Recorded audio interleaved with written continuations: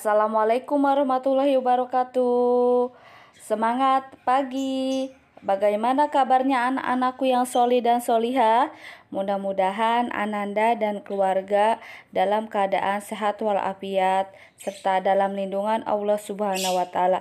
Amin ya robbal alamin. Alhamdulillah, matematika sudah memasuki bab 3. Materinya yaitu denah dan skala. Tujuan pembelajaran hari ini yaitu menjelaskan skala melalui denah.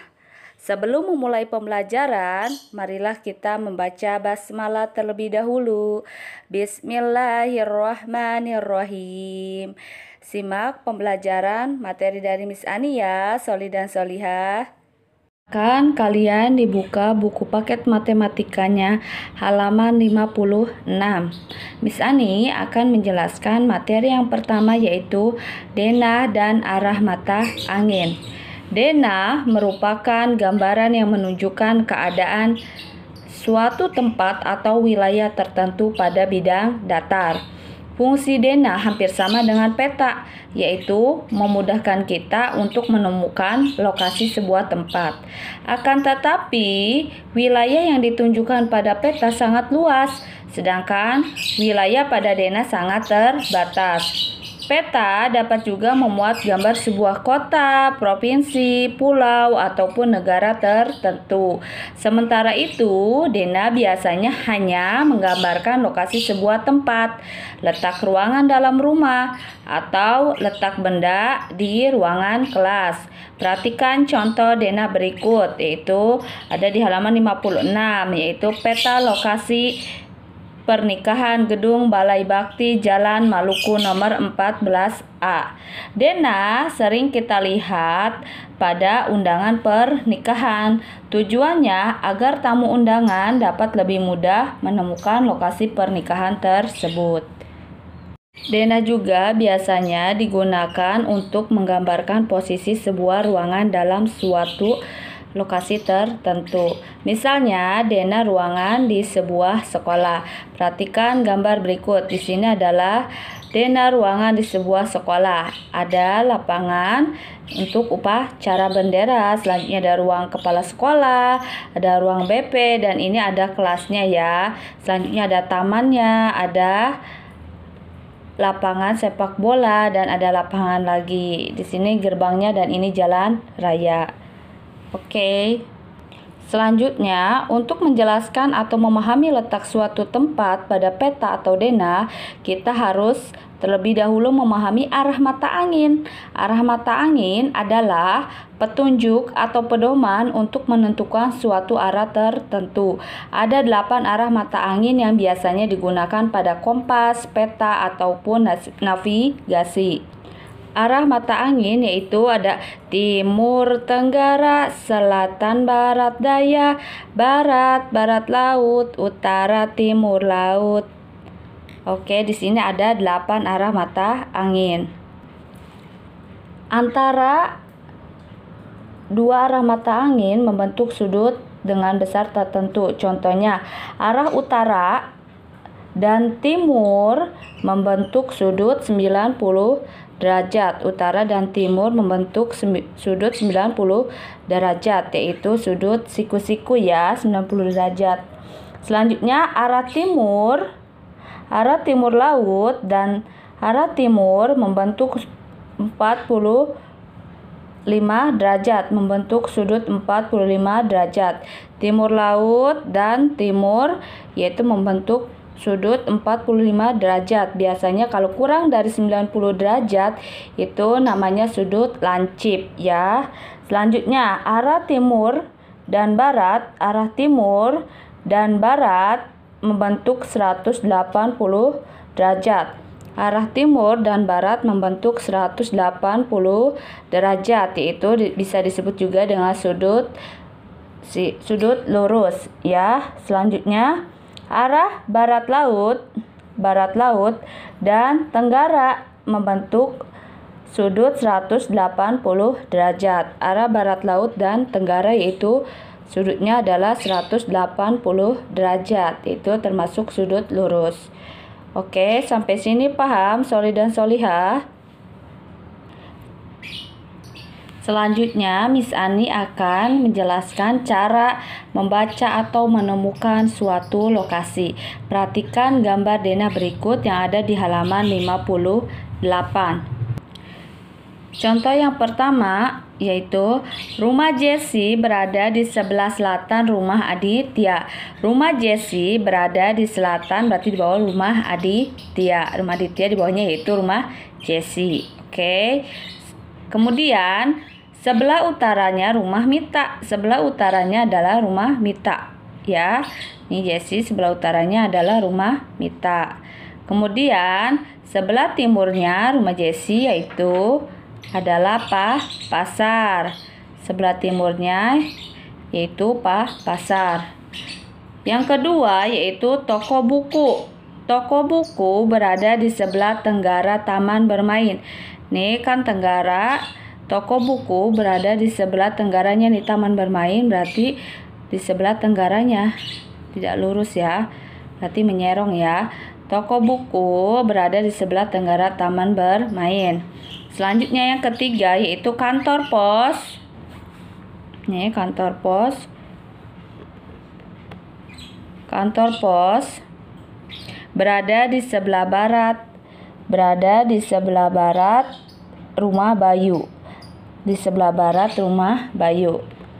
Kemudian toko roti. Kemudian toko roti berada di sebelah timur rumah Rizky. Dan lagi yaitu rumah Mita berada di sebelah barat daya. Rumah Mita berada di sebelah barat daya taman bermain. Di sebelah barat daya taman bermain. Yang terakhir yaitu rumah Bayu. Rumah Bayu berada di sebelah barat rumah Aditya. Rumah Bayu berada di sebelah barat laut rumah Jessie. Berada di sebelah barat laut rumah Jessie dan sebelah baratnya yaitu rumah Aditya. Oke, sampai sini paham anak-anak yang solih dan solihah? Selanjutnya Miss Ani akan menjelaskan yaitu materi cara menggambar denah letak benda. Untuk menggambar denah letak benda atau rumah, perhatikan hal-hal berikut ini. Yang pertama, tentukan salah satu benda sebagai titik acuan. Yang kedua, tentukan arah mata angin pada bidang gambar. Yang ketiga, gambar letak benda yang dimaksud dari titik acuan. Contohnya yaitu buatlah denah sederhana letak beberapa tempat berikut. Puskesmas terletak di sebelah utara rumah Adit. Yang kedua, rumah Adit terletak di sebelah timur selatan sekolah. Yang ketiga, rumah Adit terletak di sebelah barat laut toko roti. Penyelesaiannya yaitu yang pertama, nah, misalkan rumah Adit, ini rumah Adit. Rumah Adit sebagai titik acuan, gambarkan rumah Adit tepat di tengah bidang gambar. Ya. Yang kedua, buatlah petunjuk arah mata angin. Ya. Timur, tenggara, selatan, barat daya, barat laut, utara, timur laut. Kemudian, buatlah gambar puskesmas, sekolah, dan toko roti berdasarkan rumah Adit sebagai titik acuan. Puskesmas ini terletak di sebelah utara rumah Adit. Puskesmas terletak di sebelah utara rumah Adit. Ini rumah Adit utaranya itu puskesmas. Oke, selanjutnya kedua, rumah Adit terletak di sebelah timur sekolah. Ini sekolahnya. Nah, berarti sekolah dan di timurnya itu rumah Adit. Atau rumah Adit terletak di sebelah timur sekolah. Ini sekolah sebelah timurnya. Ini kan timur di sini ya, berarti dia rumah Adit terletak di sebelah timur sekolah. Sekolah sebelah timurnya itu rumah Adit. Selanjutnya, rumah Adit terletak di sebelah barat laut toko roti. Nah, ini barat laut ya. Barat laut menyerong ya, berarti rumah Adit terletak di sebelah barat laut toko roti. Oke, paham? Selanjutnya, Miss Ani akan menjelaskan cara menentukan rute perjalanan. Rute perjalanan adalah arah jalan yang dilalui seseorang saat menuju ke tempat tertentu. Rute perjalanan dari satu tempat ke tempat lainnya dapat dijelaskan dengan petunjuk arah mata angin. Untuk menuju ke suatu tempat, kadang tersedia lebih dari satu rute yang dapat dilalui. Jadi, jika ingin cepat sampai di tujuan, kita dapat memilih rute yang terpendek. Perhatikan denah berikut ya. Sini ada 2 rute ya. Miss Ani akan menjelaskan untuk rute yang pertama. Rute yang pertama dari sekolah menuju ke arah barat, ya, melalui Jalan Kelinci 2. Sampai melewati puskesmas. Ini ada rumah dinas. Sampai melewati puskesmas. Di perempatan jalan,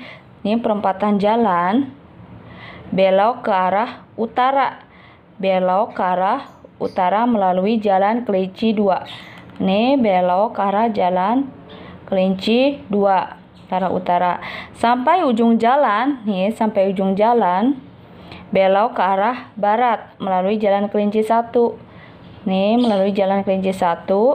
Nah, rumah Adit ini ke arah barat, rumah Adit berada di sebelah kiri jalan. Oke, paham? Selanjutnya rute yang kedua. Dari sekolah rute kedua. Dari sekolah lurus aja ke arah barat melalui Jalan Kelinci 2 sampai melewati perempatan jalan dan pasar, pasar. Setelah melalui pertigaan 1, 2, 3 ini pertigaan. Nah, belok ke arah utara melalui Jalan Elang 1. Ke arah utara. Di pertigaan jalan berikutnya,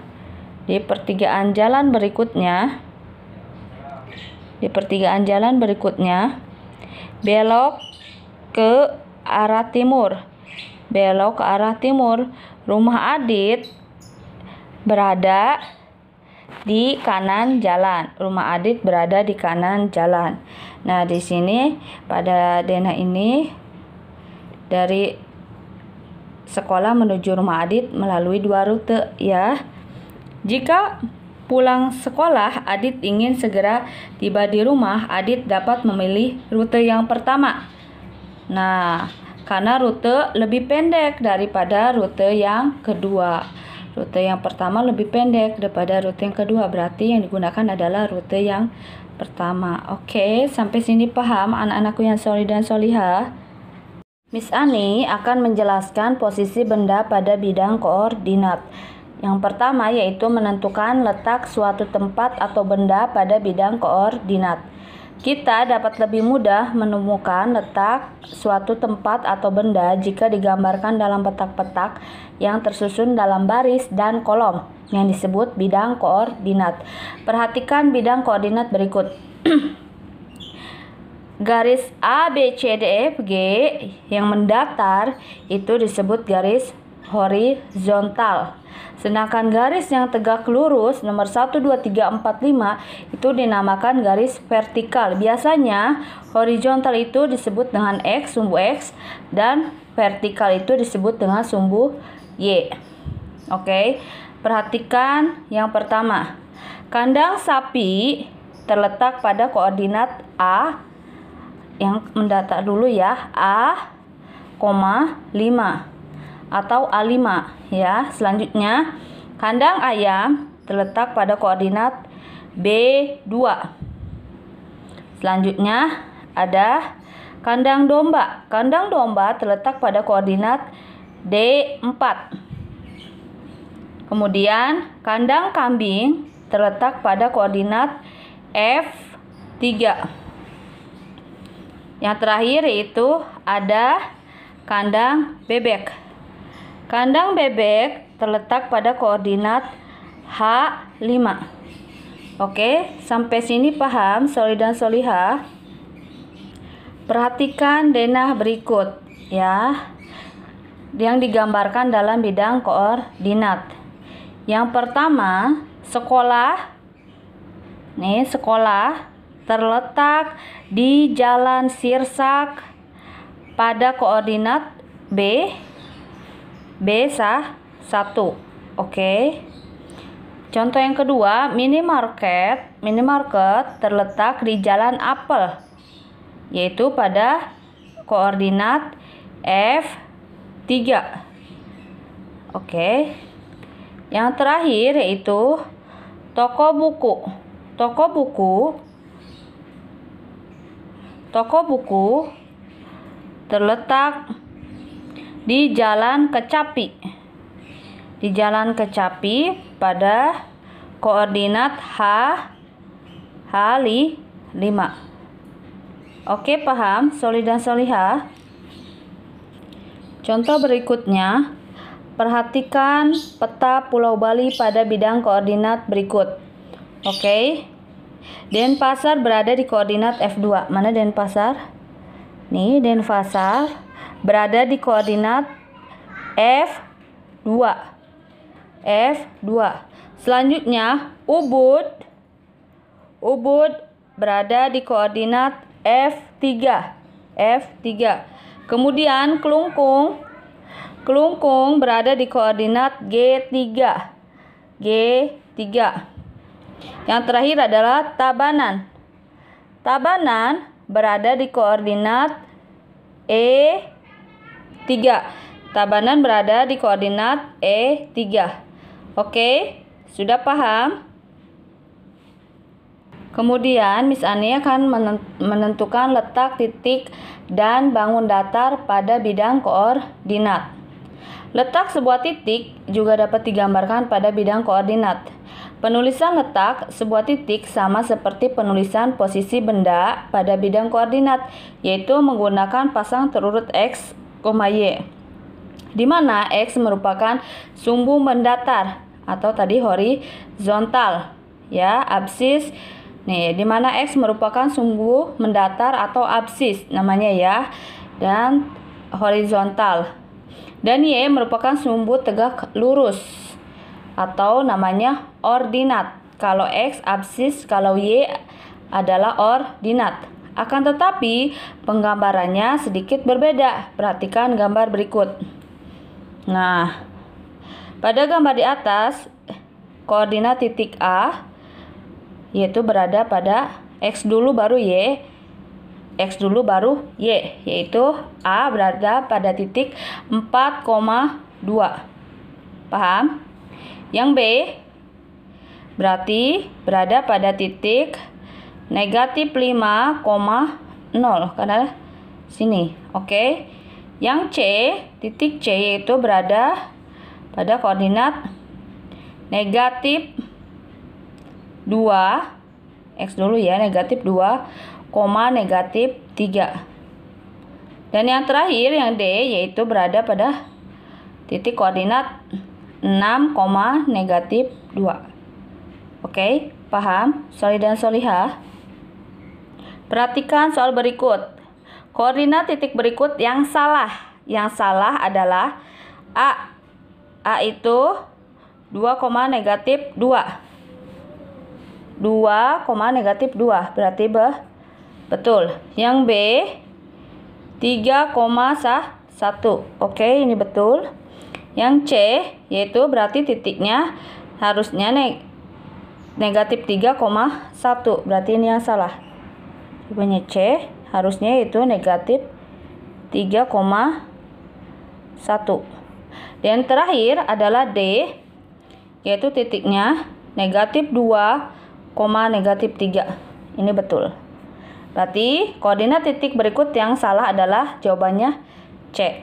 Oke, ini ada di buku paket halaman 65. Oke, paham Soli dan Solihah? Perhatikan contoh berikut.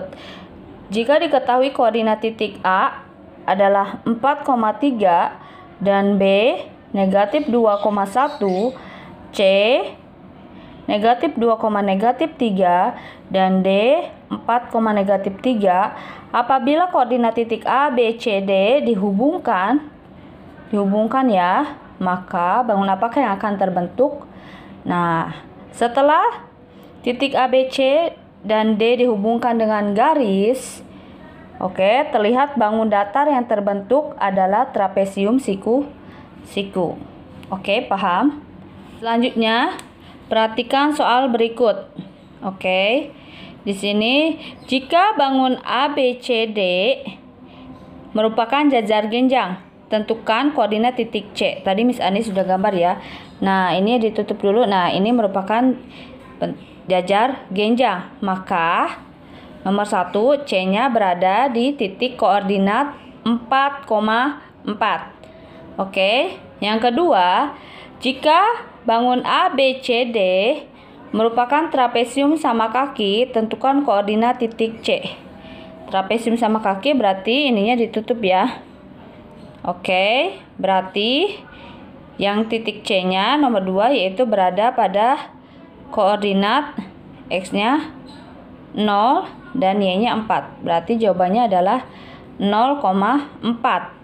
Oke, jika trapesium sama kaki, C-nya berada di 0,4. Sedangkan jika C-nya berada dalam bentuk jajar genjang, maka C-nya yaitu titiknya 4,4. Oke, paham? Soli dan Solihah? Demikian penjelasan materi matematika dari Miss Ani ya. Mudah-mudahan materi pembelajaran hari ini dapat kalian pahami dan mengerti ya, anak-anakku yang soli dan solihah. Untuk tugas matematika, silakan kalian dibuka buku paketnya halaman 61. Latihan 1, kerjakan nomor 1 dan 3. Kemudian dibuka buku paketnya lagi halaman 67, 68, dan 69. Latihan 2 yang dikerjakan adalah nomor 1, 3, dan 5. Oke, paham, soli dan solihah? Tetap semangat ya belajar di rumahnya. Jangan lupa dikerjakan di submit di e-learning.